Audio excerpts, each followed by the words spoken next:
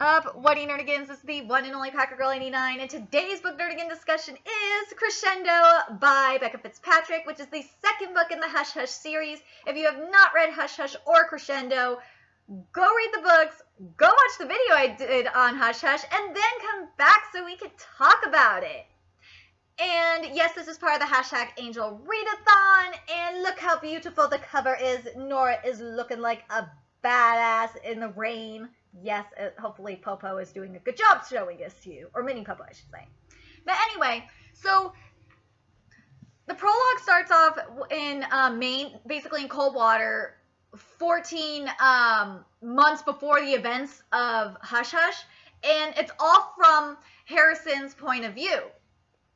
And we don't know who Harrison's really talking to, but his friend said, basically was saying, and we see how Harrison gets murdered too. And I like that we get Harrison's point of view and we find out how he was murdered, especially since it was from his point of view.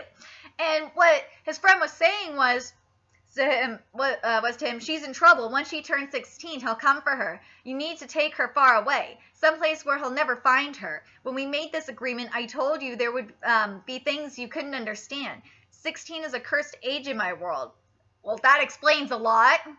That's all you need to know. You have to cover your tracks. Wherever you go, you have to start over. No one can know you came from Maine. No one. He'll never stop looking for her. Do you understand? And then Harrison, and then his friend explained the clenched fist, the burr mark in the shape of a clenched fist. This is what he said. He said, there are people who want to demoralize and dehumanize me. And together with a trusted friend, I formed a society, and more members are being initiated all the time. We organized the society to give us protection, and I've sworn allegiance to it. If you know me as well as you once did, you know I'll do whatever it takes to protect my interests and my future. I gotta say with this prologue, I really like that we're getting a Nephil. We're getting the Nephil's side of everything. Because up until this point, we're viewing the we're viewing the Nephils as like whatever, as bad because they try more as like bad because they tried to kill Nora. So yeah, where is it? And then Harrison and then his friend said this. He said, I don't want to be reminded of her name. I've done everything in my power to stamp it out of my mind. I don't want to know anything about her. I want my mind washed of any trace of her. So I've got nothing to give that bastard. And then Harrison was shot defending the dickhole of a friend by a fallen angel. But it's just him. It's just a young man. And he said, you thought wrong. It's definitely too late. And that's how the prologue ended. Because he was thinking about his family and shit like that. But yeah. Anyway, now we're getting to Delphic Beach, present day. And since the events of Hush Hush, Nora and Patch have been together for 2 months. And Patch gave her his necklace. And this is what he said about his necklace. He said, I was given this when I was an archangel. And I was thinking to myself, no wonder he was pissed the fuck off about being a guardian. You were an archangel, which is the highest ranking angel you can be. Being a guardian is like low level shit. Yeah, that's a huge demotion. So I understand why Patch would be pissed about being a guardian. And what the necklace does is it helps. This is what he says the necklace does.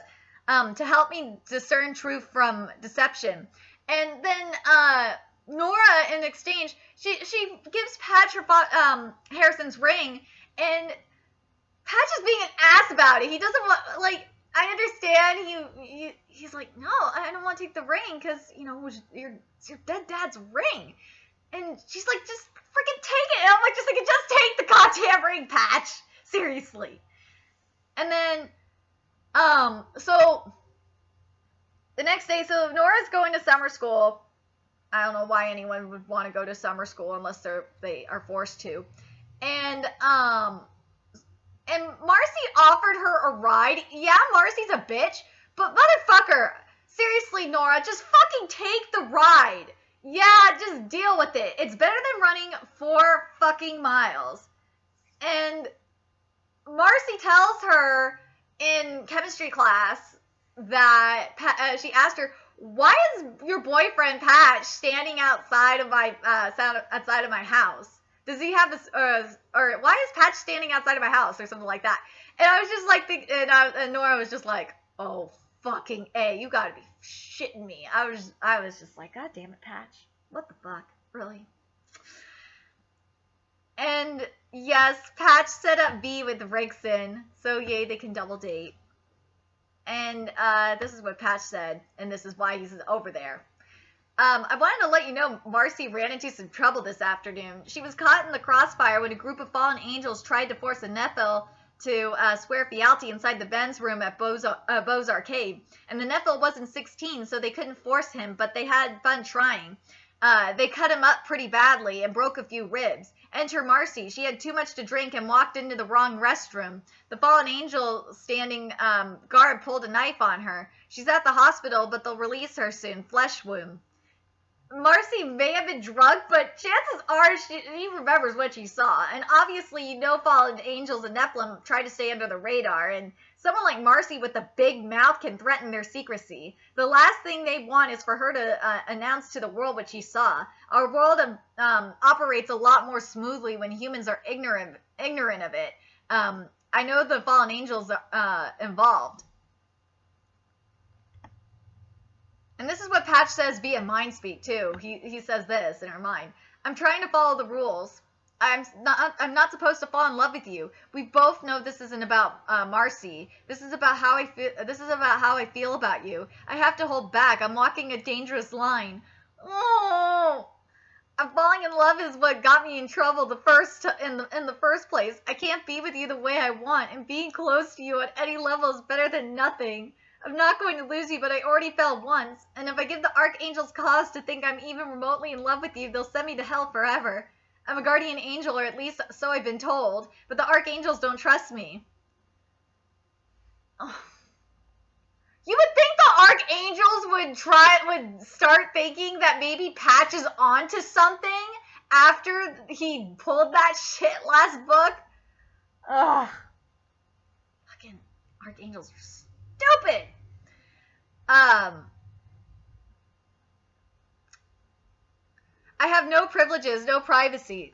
Popo, stop being a little fucker. You know better, Popo. Ah! I'll deal with Mini Popo before the next video. Where are you? I have no privileges, no privacy. Two of them cornered me last night for a talk, and I walked away with the feeling that they want me to slip up again. Motherfucker, what is with you angels being assholes? Angels are supposed to be chill. This isn't cool. For whatever reason, they're choosing now to crack down on me. Usually angels are supposed to be cracking down on everyone equally. What the shit? This is corruption. Let's see. They're looking for any excuse to get rid of me. I'm on probation, and if I screw this up, my story doesn't have a happy ending. And holy crap! So then you have Scott come in, or who used to be known as Scotty the Potty who is now Scotty the Hottie. Yeah, go read the book if you don't get the reference. But so Scott's over there for dinner, and it's getting awkward. And just randomly, Nora heard Scott speak to his mom via mind speak. That was just like, what the fuck? Seriously.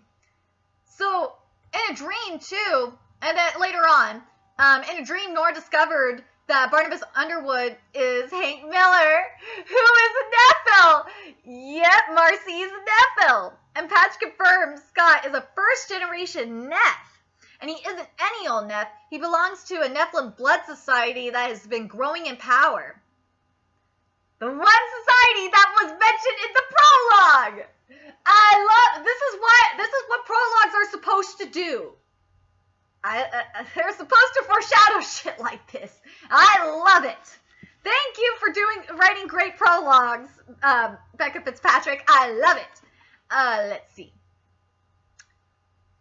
He belongs to, the society wants to free Nephilim from bondage to fallen angels during Sheshvan, and they're recruiting members like crazy to fight back against fallen angels, and a turf war is brewing between the two sides. If the society becomes powerful enough, fallen will back off and start relying on humans as their vassals instead.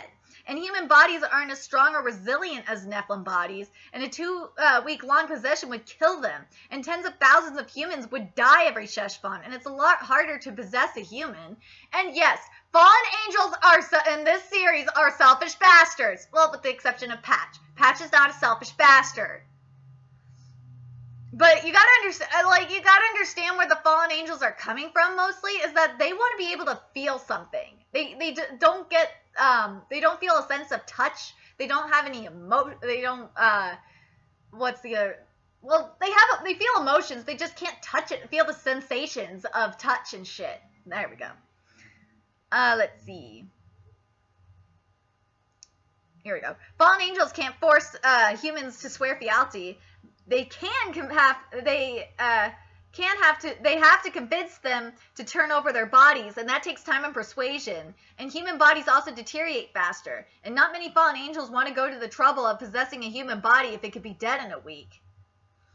And then Marcy shows up. And Patch,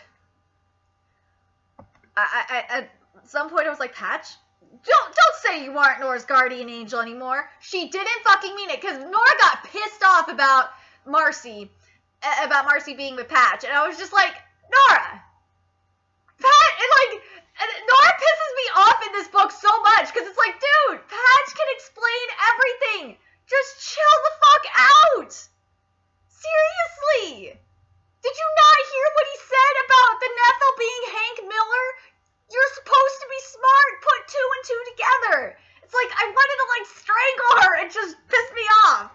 But at the same time, I can understand, because, she was gelling. She was totally gelling, and I could understand that. I would be very gelling if someone was touching my sexy immortal man, especially if my man was an angel.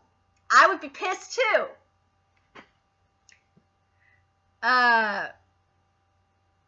Oh, here we go. So, the next thing I have here is, Patch, why, the Nephil in the red shirt wanted money. So this is what was happening, because he was asking, the Nephil were asking for money. He said, he was fundraising for the Nephilim Blood Society, and I wish I had a better idea of what they're planning. If they need money, it's more likely for resources. Either that or to buy off fallen angels. But how, who, and why, I don't know. I need someone on the inside, and for the first time, being an angel puts me at a disadvantage. They're not going to let me within a mile of the operation. And, Nora, when she was at the, when they were at a cafe, she was, out with V at a cafe, and she received a ring and a note, and, the Black Hands ring, too, and a note, and it said, this ring belongs to the Black Hand. He killed your dad. And Nora sees her dad's ghost and was lured / attacked into a building by the Devil's Handbag. And then Marcy is going into Patch's car, and the whole time I'm thinking, motherfucker, I would be pissed the fuck off. I don't blame Nora. I know there's a logical explanation, but God, the jealous, if I were in Nora's shoes, the jealous girlfriend in me would be fucking pissed. Men, you gotta understand, us women, we get really jealous. We really do. We are very jealous, and we're very possessive of our men. I'm sorry, that's just how we are. Especially if our man is a sexy immortal angel. Yeah, we're very possessive. And then Basso randomly appears. Why the heck is Basso here? Basso just randomly is showing up everywhere. It's what the fuck, Basso? What the hell are you doing here? And then, in the Devil's Handbag, this was probably one of my favorite scenes when, Nora punched, Marcy in the face, and, I was just thinking, damn it, the bitch had it coming. She did. And then, cause Marcy poured her Coke all over her, so yeah, she had it coming. And yeah, and then Nora receives a text from Patch, and he says, "Stay home tonight." And later explained when he appeared in Nora's dream, "I had to get a new line, something more secure." And and making up is worth it. Making out in dreams is definitely worth it. And yeah, Nora saw the memory of Patch being a match at Marcy making out. Ugh! God damn it, Patch! Why? And Nora returned Patch's necklace. Why did you do that? Why? But you know what? That ended up being a smart thing. I gotta say, that ended up being smart. God works in mysterious ways. That's all I'm gonna say, is God works in fucking mysterious ways. Let's see. And Nora got drugged by a card from Patch, and Netheltrix were played in the library. And of course, guess who she runs into again? Detective Basso. Because she was like flipping the fuck out. Like, she was drugged. And she like the library was locked, so she had to break out of the library. It was freaking crazy. And when Basso went to check on the library, the window, like, nothing was damaged. Yeah, there'd be mind fucks going on. Alright. So Patch is willing to go rogue so he could be with her. But if the archangels found him, he would still go to hell. This is bullshit! Like, the archangels are dicks at this point. Like, I want to just, like, ugh! Fucking archangels are stupid. And, oh, yeah, Scott has the mark of the Black Hand. Scott is part of the Black Hand. It's confirmed. So Rickson's an asshole. He fucking lied, so I don't even know if I want to I'm going to mention what he said, even though he's full of shit. So what Rickson said is this. I think I'll get to it later. He said this. He's still assigned to Nora by the archangels, but if she wants to get rid of him, you cut your palm and shake a few drops of blood into the dust of the earth, not carpet or concrete, and then you swear an oath acknowledging to heaven that you're not afraid to shed your own blood. From dust you came, and to dust you go, and saying your oath, you give up your right to a guardian angel and announce that you accept your faith without heaven's help. And keep in mind, I'm not advocating it. They gave you a guardian angel for a good reason. Someone upstairs thinks you're in danger. I'm going with my gut on this one, but I think that it's more than a paranoid hunch. And Rickson, on the Black Hand, and that son of a bitch, Rickson fucking said that it was Patch. I wanted to punch him in the face when he said that. He said, is this a joke? I haven't heard that name in a long time. I thought Patch didn't like to be called that. Did he tell you about that then? He hasn't gone by it in years. Not since I started calling him Patch. He never liked the Black Hand. Those were back in the days when we took jobs as mercenaries for the French king. 18th century Black Ops. Enjoyable stint. Good money. And yeah, that spare key that Nora took when they were at Marcy's party. Yeah, that really came in handy. They basically stole Patch's car because what happened was, or borrowed it, because what happened was, V's Neon got booted. So, yeah. Let's see. And then Patch said, and you didn't move on to Scott in record time? You'd rather have half a man than me? Ooh. Yeah, this was a fight because, yeah, she was gonna, he thought that she was gonna get with Scott. And then patch on the situation, and this is what he said. I've been told to stay out of it. The Nephilim race is evil. They were never supposed to inhabit the earth, and they exist because of the pride of the fallen angels, and the archangels want nothing to do with them. They're not going to step in where Nephilim are concerned. The archangels have their own plan. Sometimes bad things have to happen before good things can. The Nephilim are walking straight into a trap of their own making. If people have to die to annihilate the Nephilim race, the archangels will risk it. I'm a guardian angel now. My allegiance is to the archangels.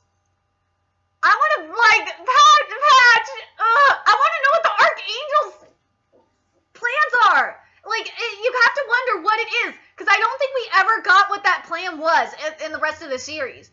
And I'm wondering if the archangel's plan is the end of days. I'm curious. The more I'm thinking about it, it makes me wonder if the archangel's sinister plan is really the end of days. It makes me want to know. So Marcy tells Nora her mom and Marcy's dad are having an affair, and she sees them together, and this is what she said. I went to school that day and spray painted your logger with a message for your mom. Don't you get it? They were sleeping together. All these years they've been doing it, which means my dad could be your dad, and you could be my sister. And this is what Patch says in Nora's dreams. He says, the archangels can't hear us here.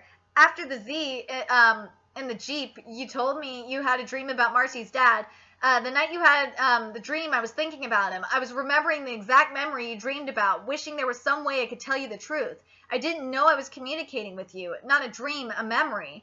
I don't know how I overlapped your dreams, but I've been trying to communicate with you the same way ever since. I got through the night I kissed you after the devil's handbag, but now I keep hitting walls. I'm lucky I'm here now. I think it's you. You're not letting me in. And finally we get an explanation. And yeah, Nora, you were kind of overreacting. So here's what Patch said. He said, I was reassigned to Marcy. It hasn't been a pleasure cruise. And when they assigned me as your guardian, they made it clear I was supposed to have your best interest in mind. And getting involved with you wasn't in your best interest. I knew it, but I didn't like the idea of the archangels telling me what to do with my personal life. Yeah, fuck you, archangels.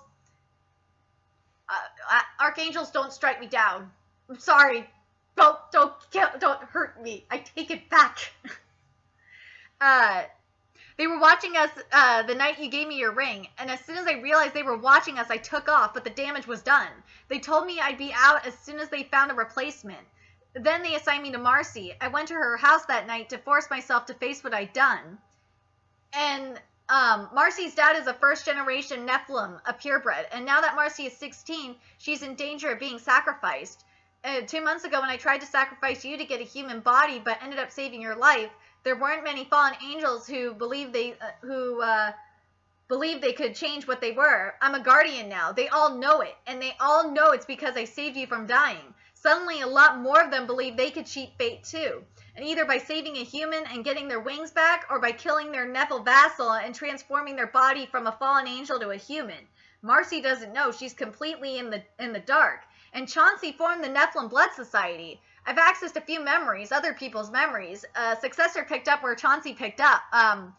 Where Chauncey left off. I haven't been able to get a name yet, but rumor has it he isn't happy about Chauncey's death, which doesn't make sense. He's in charge now. That alone should have wiped any remorse he felt over Chauncey's death, which makes me wonder if the successor was a close friend or Chauncey's or a relative. The successor has a contract out on Chauncey's killer. He wants the killer to pay.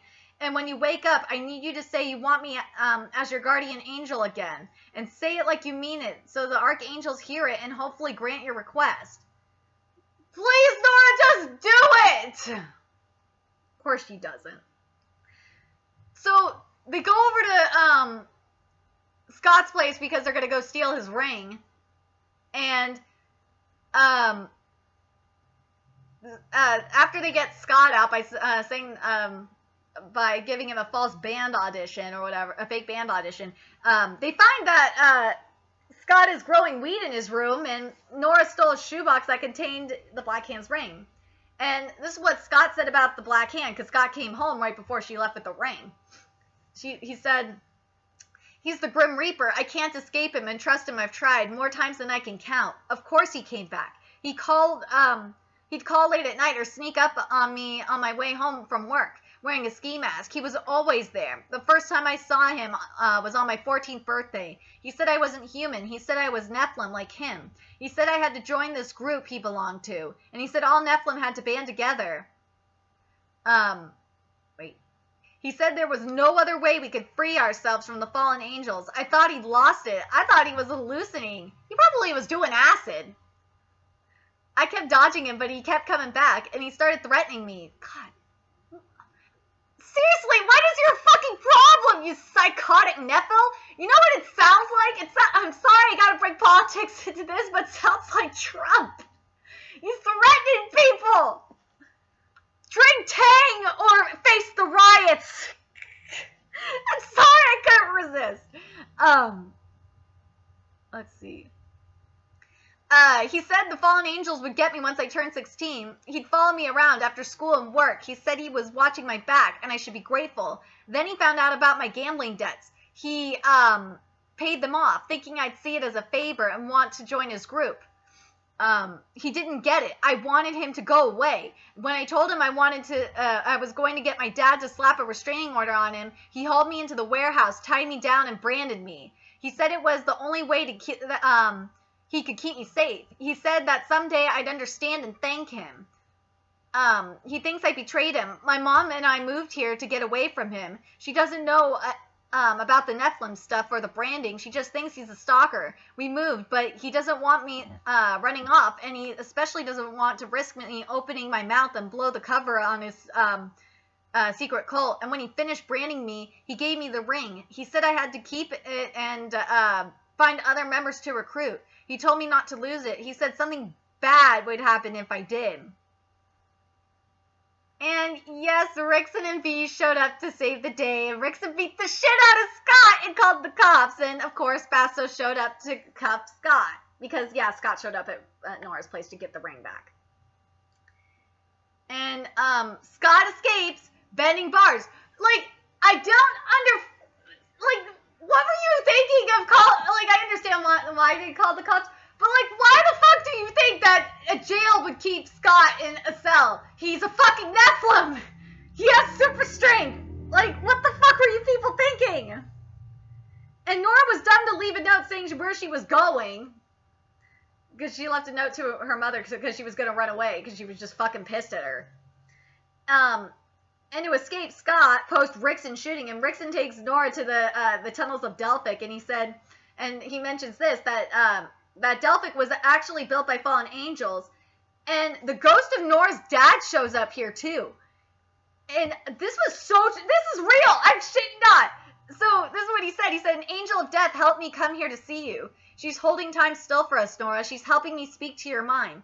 There's something important I need to tell you, but I don't have much time. I have to go back soon, and I need you to listen carefully. Touch Rickson's scars. The truth is there. And what happened was, in the prologue, it wasn't Patch that killed Harrison. It was Rickson. It was motherfucking Rickson. He's an asshole who stole Patch's hat and killed him.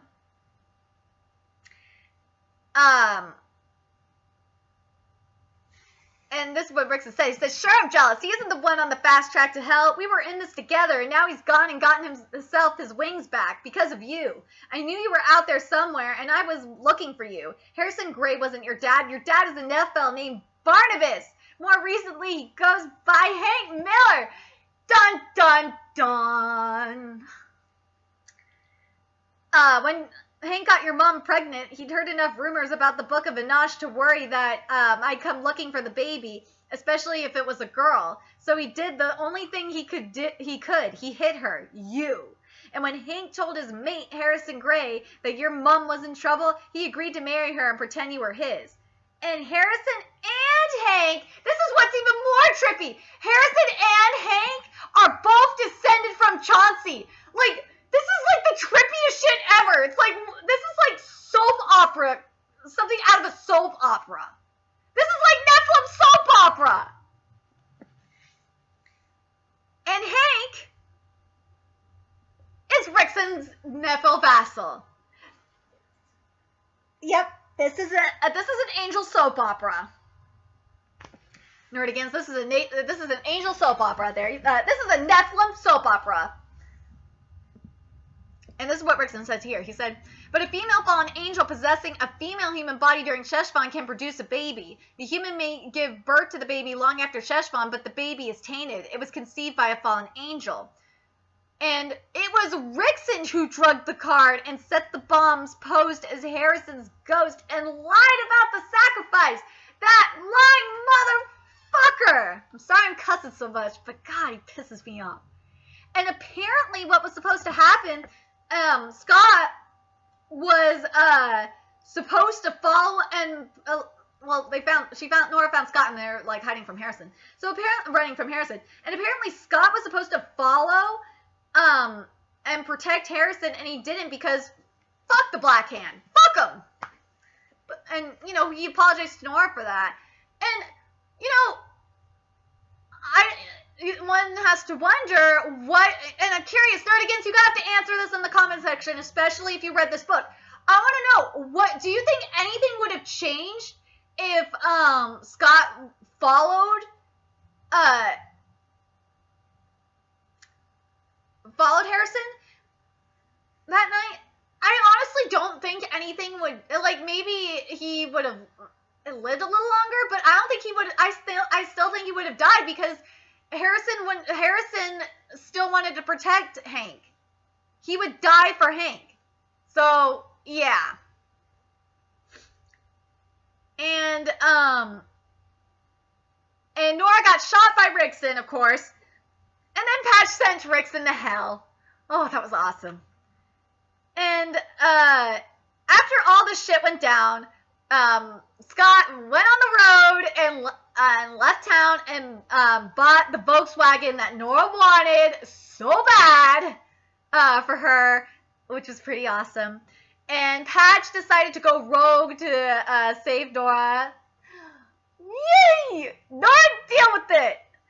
And Patch carved on the inside of Harrison's, and why she didn't give Harrison's ring back to Nora was because he carved on the inside of it Nora and Jeff. Oh my God, it's so cute. And Patch says like the feels are real. And then Patch says when they went into his place and Patch said this, he said, once you've gone inside, you have to keep coming back. The feels! Ah! And then we have, the ending is like, I just was like, God damn it. Curses! Ugh. So, Hank Miller took Patch, and we're left with a fucking cliffhanger, but you know what? I like when we're left with a cliffhanger, especially when I have the next book right away and I don't have to wait, because that makes me more excited for the next book, actually. So this is what we're left with.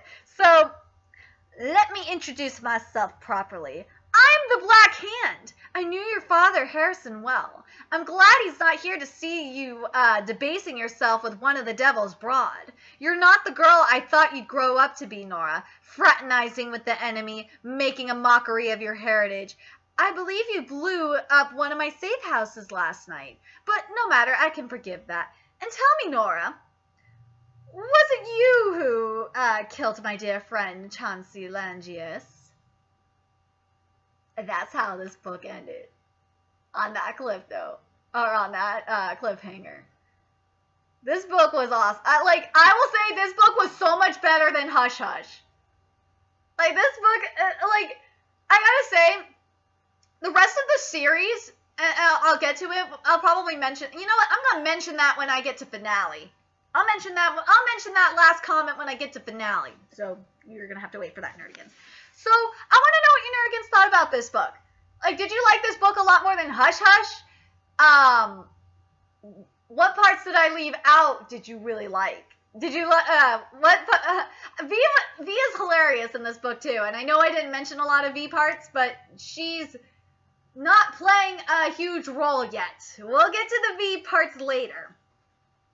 And were you shocked by a lot of the stuff in this book? And what do you think of the writing?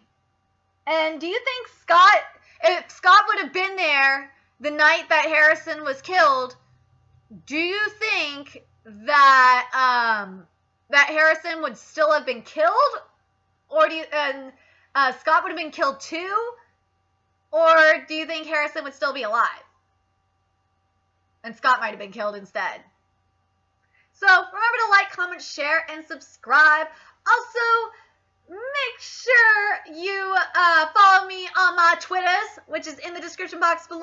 And also donate to my Patreon, because the more you guys donate to my Patreon, the more motivated I get to make my videos, even though I love doing these. It's just I get a little lazy sometimes, as well as busy. So yeah.